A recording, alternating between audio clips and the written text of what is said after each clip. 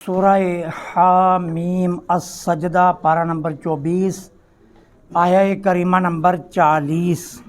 نحمدہ ونصلی ونسلم علی رسولہ الکریم، اما بعد فاعوذ باللہ من الشیطان الرجیم، بسم اللہ الرحمن الرحیم۔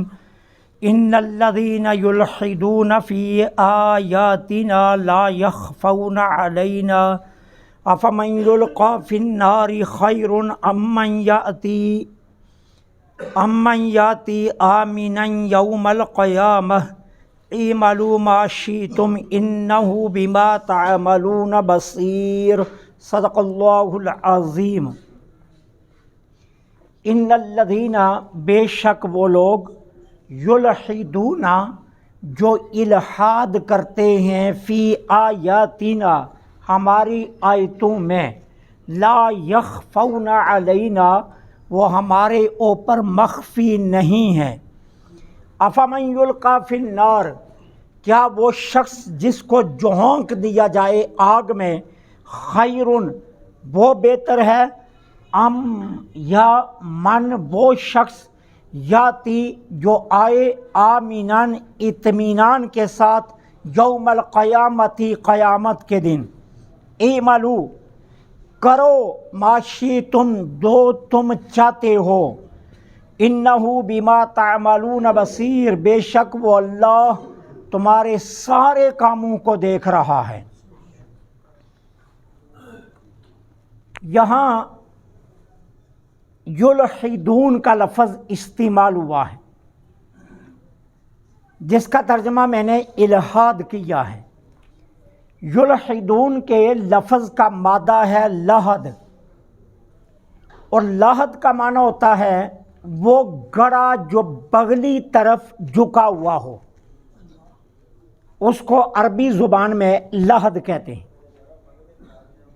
الحاد کا معنی کیا ہوتا ہے؟ الحاد کا معنی ہوتا ہے حق کا انکار کرنا۔ لحد وہ گڑا جو بغلی طرف جھکا ہوا ہو، اور الحاد کا معنی ہوتا ہے حق کا انکار کرنا۔ اب الحاد کی دو قسمیں ہیں۔ ایک ہے ذات کا الحاد، جو یہاں اللہ نے بیان فرمایا، اور قرآن کریم میں ایک دوسری جگہ اللہ تعالیٰ فرماتے ہیں ان الذین یلحدون فی اسمائہ، وہ لوگ جو اللہ کے ناموں میں الحاد کرتے ہیں۔ ایک ہے ذات میں الحاد اور ایک ہے ناموں میں الحاد۔ اب ذات میں الحاد کیا ہوتا ہے؟ ذات میں الحاد ایک تو یہ ہے کہ کسی کو اللہ کا شریک بنانا، یا ایسے کاموں کی طرف اشارہ کرنا جو شرک کی طرف لے کر جائیں۔ ذات میں شریک بنانا، یہ کیا ہے؟ یہ ایمان کو ضائع کر دیتا ہے۔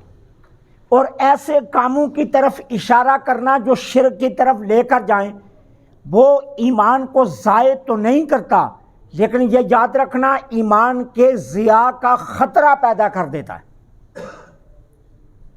اور ناموں میں، اسماء میں الحاد کیا ہوتا ہے؟ اللہ تعالیٰ کی ذات کے لیے ایسی صفت کا بیان کرنا جو جائز نہیں ہے، جو سرے سے جائز ہی نہیں ہے۔ جیسے یہ کہنا مسیح اللہ، مسیح اللہ کا بیٹا ہے، یہ کہنا عزیر اللہ کا بیٹا ہے، یہ کہنا فرشتے اللہ کی بیٹیاں ہیں، یہ وہ صفت اللہ کے لیے بیان کی جا رہی ہے جو اللہ کے لیے سرے سے جائز ہی نہیں ہے۔ اور دوسرا نام میں الحاد یہ ہوتا ہے کہ اللہ کی ذات کے لیے ایسی صفات کا ذکر کرنا جو اللہ کی شان کے لائق نہیں ہے۔ جس طرح اللہ میاں کہنا، اللہ سائیں کہنا، یہ الحاد ہے۔ یہ الفاظ وہ ہیں جو اللہ کی ذات کے لائق نہیں ہیں، اللہ کی شان کے لائق نہیں۔ اللہ سائیں کہنا، اللہ میاں کہنا، یہ منع ہے، یہ بھی الحاد ہے۔ اب یہاں الحاد کا معنی کیا ہے؟ حق کا انکار کرنا۔ اب حق کن باتوں کا انکار؟ آیاتنا، ہماری آیات کا۔ وہ لوگ جو ہماری آیات میں الحاد کرتے ہیں، کیا؟ ہماری آیات کا انکار کرتے ہیں۔ اب آیات کے متعلق میں نے آپ کو پہلے بھی بتایا، جہاں جہاں یہ لفظ آیا، آیات سے مراد قرآنی آیات بھی ہوتی ہیں اور آیات سے مراد نبی کے معجزات بھی ہوتے ہیں۔ کیوں کہ نبی جس بھی معجزے کا اظہار کرتا ہے نا، پیچھے طاقت اللہ رب العالمین کی ہی ہوتی ہے۔ حضور نے ایک درخت کو حکم دیا چل کرا، ادھر سرکار کی زبان سے جاری ہوا نا چل کرا، ادھر اللہ کا حکم آ گیا درخت چل، کیوں؟ میرے محبوب نے بلایا ہے۔ کھجور کے گنچے کو حکم دیا ٹوٹ کر آ میرے پاس، ادھر سرکار کی زبان سے نکلا، ادھر اللہ کا حکم بھی اس کو پہنچ گیا، میرے محبوب کا فرمان ہے چل ٹوٹ پہنچ۔ چاند کو حضور نے یوں اشارہ کیا، اب حضور نے انگلی سے اشارہ کیا، رب نے کہا ٹوٹ جا، کیونکہ محبوب کا اشارہ آ گیا ہے۔ تو پیچھے طاقت معجزے میں اللہ رب العالمین ہی کی ہوتی ہے، اس لیے معجزے کا انکار بھی یہ آیات کے انکار میں آتا ہے۔ تو وہ لوگ جو اللہ کی آیات کا انکار کرتے ہیں، ٹھیک ہے، اب اللہ تعالیٰ کیا فرماتے ہیں؟ لا یخفون علینا، وہ ہم سے مخفی نہیں ہیں۔ اگر ان کا یہ خیال ہے نا کہ ہم اللہ سے چھپ جائیں گے، ایسا نہیں ہے، کہا اللہ سے چھپ نہیں سکتے، اللہ سے مخفی نہیں ہو سکتے۔ اللہ سے یہ نہیں ہو سکتا کہ وہ کہیں جی کہ اللہ کو کون سا پتہ لگے گا کہ میں اس کی آیات کا انکار کر رہا ہوں۔ دل کے وسوسے میں بھی اگر انکار کرو گے تو اللہ کو پتہ ہے، ٹھیک ہے نا؟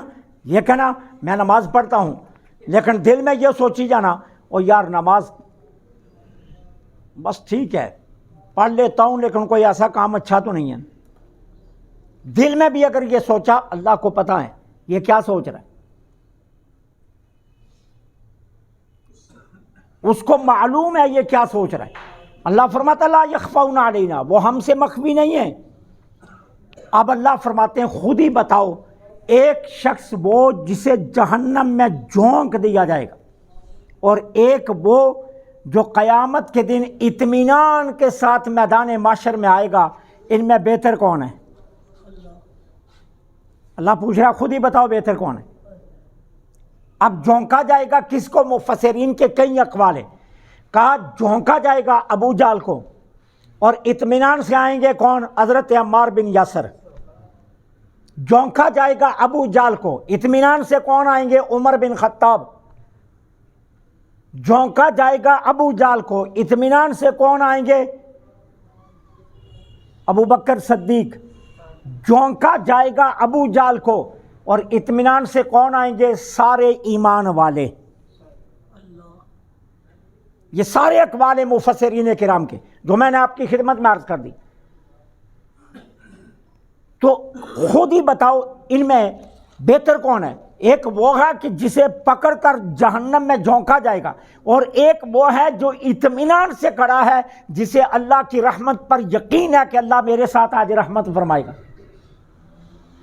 تو فرمایا خود ہی فیصلہ کر لو ان میں بہتر کون ہے۔ بہتر وہی ہے نا جو اطمینان سے آئے گا، بہتر وہی ہے نا جو مطمئن ہے، بہتر وہی ہے کہ جسے یقین ہے آج میرا رب مجھ سے رحمت فرمائے گا۔ تو جو مطمئن ہے وہی بہتر ہے۔ تو فرمایا جو الحاد کرتے ہیں وہ ہم سے مخفی نہیں۔ اب اس کے بعد اللہ تعالیٰ دمکا رہے ہیں، فرمایا اعملوا، یہ دمکانے کا انداز ہے، کرو ما شئتم، جو تمہارا جی چاہتا ہے۔ روکا ہے کسی نے؟ نماز پڑھو یا لوڈو کھیلتے رہو، نماز پڑھو یا میچ دیکھتے رہو، قرآن پڑھو یا ناول پڑھتے رہو، حدیث کا مطالعہ کر لو یا گپے لگاتے رہو، ساری رات چائے کے ڈھابے پر بیٹھے رہو یا وقت پر سو جاؤ اس فکر سے کہ فجر کی نماز باجماعت پڑھنی ہے،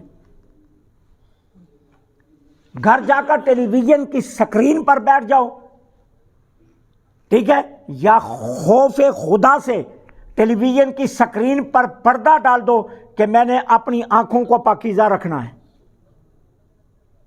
کہا اعملوا ما شئتم، جو تمہارا جی چاہتا کرو، روکا ہے کسی نے تمہیں؟ ٹیلی ویژن تمہارے گھر میں لگانا ہے، LCD لگی ہے نا، اب فیصلہ تم نے خود کرنا ہے کہ تم اس کی سکرین کے سامنے بیٹھتے ہو یا اپنے دل پر رب اور اس کے رسول کی سکرین آن کر کے سائڈ پر بیٹھ جاتے ہو۔ یہ فیصلہ تمہارے اپنے ہاتھ میں ہے۔ گھر جا کر عشاء کی نماز پڑھ کے گپے لگاتے ہو یا سورہ ملک کی تلاوت شروع کرتے ہو، سورہ واقعہ پڑھتے ہو، یہ فیصلہ تمہارے پاس ہے۔ سونے سے پہلے ایک متعین عدد درود پاک کا متعین کر لیتے ہو کہ اتنا پڑھ کر سوؤں گا، یا گپیں لگاتے ہو ادھر کی ادھر ادھر کی ادھر ہانکتے پھرتے ہو، یہ فیصلہ تمہارا اپنا ہے۔ یہ معلوم آشی تم جو جی چاہے کرو، کسی نے روکا ہے تمہیں؟ کوئی روکنے والا نہیں، لیکن بات تمہیں پہلے بتا دی گئی ہے، ایک وہ ہے جسے جھونکا جائے گا، ایک وہ ہے جو اطمینان سے کھڑا ہوگا۔ مدعی بھی ڈرتا ہوتا ہے کہ جج مقدمہ خارج نہ کر دے، لیکن اس کو اتنا ہی ہوتا ہے کہ خارج ہو گیا تو اگلی جگہ ریٹ کر دوں گا، لیکن ملزم کو ڈر ہوتا ہے کہیں سزائے موت نہ ہو جائے۔ تو مدعی پھر بھی کچھ نہ کچھ مطمئن کھڑا ہوتا ہے، لیکن ملزم ہر حال میں پریشان ہوتا ہے، ہر حال میں پریشان کھڑا ہوتا ہے کہ پتہ نہیں جج کا قلم میرے لیے کیا لکھ دیتا ہے۔ اب ایک وہ ہے جسے بحیثیت ملزم میدان معاشر میں بلایا جائے گا، ایک تم ہو مدعی کی حیثیت سے جاؤ گے لیکن اپنے گناہ بھی نظر آ رہے ہیں، لیکن اللہ کی رحمت پر یقین بھی کامل ہے۔ تو فیصلہ تمہارے ہاتھ میں ہے کہ تم کدھر جاتے ہو۔ کہا ای معلوم آشی تم جو جی چاہتا ہے کرو، کسی نے تمہیں روکا نہیں ہے، یہ فیصلہ تمہارے اپنے اختیار میں ہے۔ اذان سن کر مسجد آتے ہو یا اذان سن کر بازار جاتے ہو، اذان سن کر لیٹ جاتے ہو یا اذان سن کر اٹھ جاتے ہو، یہ فیصلہ تمہارے اوپر ہے، یہ فیصلہ تمہارے اوپر ہے۔ لمبی تان کر سوئے رہتے ہو یا جوں ہی 2 بجتے ہیں تو فکر ہوتی ہے پروردگار کی ملاقات کا ٹائم شروع ہو گیا، فیصلہ تمہارے اپنے پاس ہے، کرو جو کرو۔ یہ معلوم آشی تم انہو بما تعملون بصیر، وہ تمہارے سارے کاموں کو دیکھ رہا ہے، ایسا نہیں ہے کہ دیکھ نہیں رہا۔ میں نے پہلے بھی آپ کو بتایا تھا، زلیخا نے اپنے رب پر کمبل ڈال دیا تھا، یوسف علیہ السلام نے کہا میرا رب وہ ہے جو کمبلوں کے نیچے بھی نہیں چھپتا، وہ تو دیکھ رہا ہر جگہ۔ میرا رب چھپانے سے چھپ نہیں سکتا، میں جتنا مرضی چھپ جاؤں وہ پھر بھی مجھے دیکھ رہا ہے۔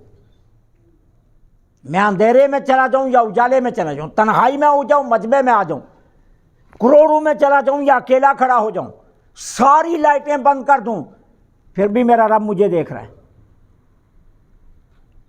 وہ تو ہر جگہ میرے ساتھ ہے، ہر لمحے میرے ساتھ ہے، ہر ساعت وہ مجھے دیکھ رہا ہے، میں اس کی نگاہ قدرت میں ہوں۔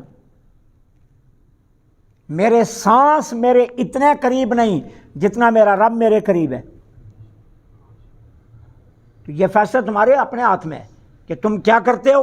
کہا یہ تمہیں کھلی چھٹی ہے، لیکن ایک بات یاد رکھنا، ایک کو گھسیٹ کر لایا جائے گا، ایک اطمینان سے خود چل کر آئے گا۔ اب خیر کون ہے یہ فیصلہ تمہارے اوپر چھوڑ دیا کہ تم خود دیکھ لو کہ الحاد کرتے ہو یا تم ایمان والے بن کر اپنے رب کی رحمتوں پر یقین رکھ کر اپنا سجدہ اس کے سامنے کرتے ہو، اپنا ماتھا ٹیکتے ہو اور فکر مند رہتے ہو کہ پروردگار کہیں ناراض نہ ہو جائے، وہ مالک میرا کہیں ناراض نہ ہو جائے مجھ سے۔ تو یہ کہا گیا کہ جو لوگ اللہ کی آیات میں الحاد کرتے ہیں وہ اللہ سے مخفی نہیں ہیں۔ اللہ سے دعا ہے